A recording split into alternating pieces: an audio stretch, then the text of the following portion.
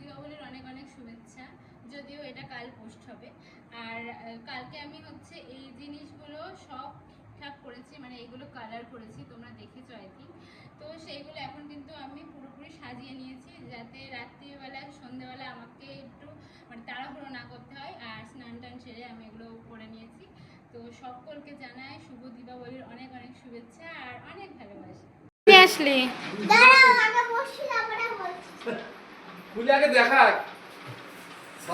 সকাল সকাল কান্নাকাটি করে গেল বাজি আনতে, আবার ধরতেই পারছে না।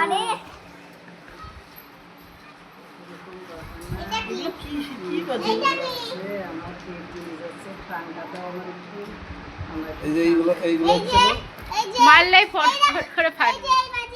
এই বাজি এটা কি? কি এটা হচ্ছে তারাবাজি, এটা রং মশলা।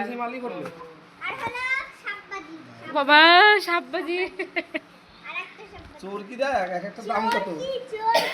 ওই যে এই যে সুরসুরি না কি বলে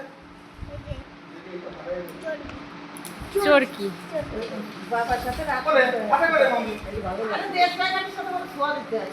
না না এটা না,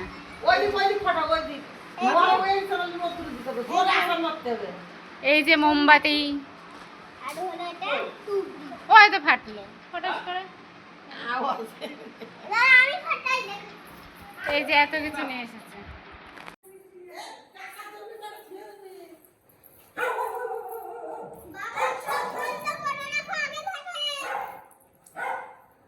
ও বাবাকে দেখাতে যাচ্ছে, এই দেখো দেখো টেন টেনা কত বাজি এনেছে।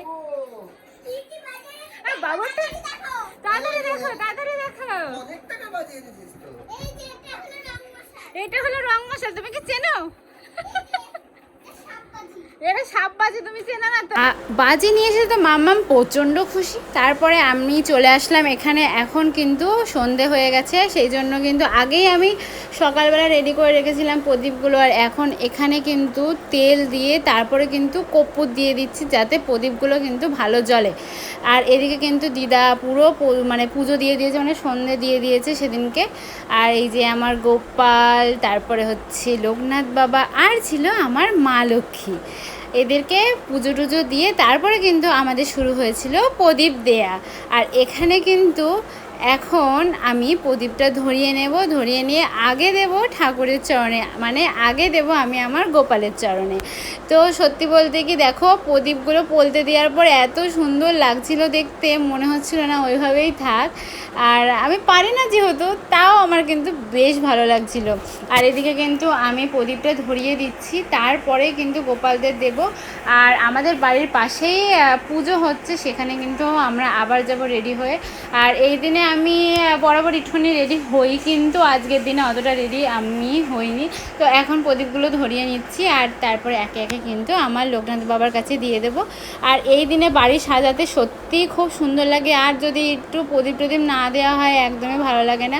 আর আমি একটা সত্যি বড় ভুল কাজ করেছিলাম। আর আমার এমনি ছোটো ছোটো প্রদীপগুলো বেশি ভালো লাগে, কিন্তু একটা ভুল কাজ হয়ে গেছিলো আগে ধরানো। যদি আমি পরে ধরাতাম আমার হাতে তাপটা লাগতো না, আর প্রদীপগুলো গরম হয়ে যাচ্ছিলো, দেখছিলাম আমি নিতেই পারছিলাম না। তো খুব তাড়াহুড়ো করে আমি নিচ্ছিলাম, কারণ ধরানোর পরেই কিন্তু প্রদীপগুলো প্রচণ্ড গরম হয়ে যাচ্ছিলো।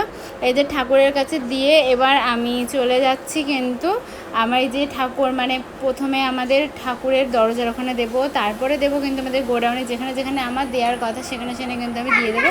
তারপরে এই যে চলে এসেছি বাজি ফাটাতে। এখন ওর বাবা বেরোবে, সেই জন্য কিন্তু বাজি ফাটানোর কাজ চলছে। ও বাজি ফাটিয়ে তারপরে ঠাকুরতলায় যাবে, কারণ আমাদের এখানে পুজো হয়।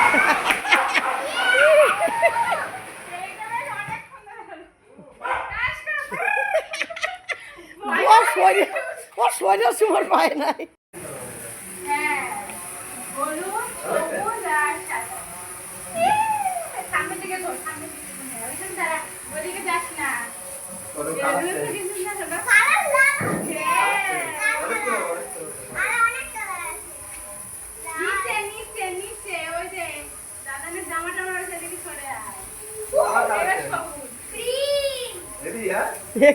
ওইদিকে সরে দাঁড়া সরে দাঁড়া।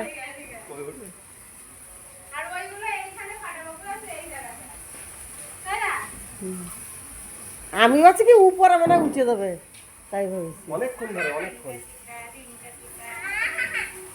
ছোটবেলায় মনে ভয় পেত এরকম করে ঘোরানো লাগে। তো প্রদীপ দিয়ে বাজি পটকা ফাটানো আমাদের অনেকক্ষণ আগেই হয়ে গেছে। তারপরে কিন্তু আমি একটুখানি জাস্ট শাড়িটা চেঞ্জ করে চলে এসেছি মায়ের দর্শন করতে। প্রতিবারই কিন্তু এই মায়ের দর্শন হয়ে যায় এই পুজোর দিনে। মায়ের দর্শন এবং মায়ের পুজোর প্রসাদ খাওয়া কিন্তু আমাদের প্রতিবারই হয়ে যায়। আর এইদিকে দেখো মায়ের মুখটাও খুব সুন্দর লাগছে দেখে পুরো। আর এদিকে কিন্তু আমরা সবাই মিলে বসে গেছি প্রসাদ খেতে, মাম্মাম, আমি, মা। আর আমাদের প্রসাদ দিয়ে দিয়েছে। এখানে ফল প্রসাদ ছিল, এখানে খিচুড়ি ছিল, আর 5 মিশালি কিন্তু একটা তরকারি ছিল। তারপরে কিন্তু খাওয়া দাওয়া করে আমরা সবাই চলে আসলাম বাড়িতে। আর বাড়ি এসে আমি কিন্তু সিঁড়িটা সাজিয়ে রেখে দিয়েছিলাম, যদিও সিঁড়িটা বলেছিলাম পুরো প্রদীপ দিয়ে সাজাবো। তারপরে কিন্তু এসে প্রদীপটা ধরিয়েছে, আর দেখো কি সুন্দর লাগছে দেখতে।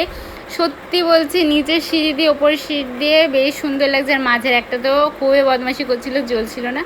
তো তোমাদের দীপাবলি কেমন কাটলো সবাই একটু জানিয়ে দিও। তো আমি একটু লেট করে পোস্ট করলাম। তো চলো আজকের ভিডিওটা এখানেই, আবার নেক্সট ব্লগে তোমাদের সাথে দেখা হচ্ছে। সবাই ভালো থেকো, সুস্থ থেকো।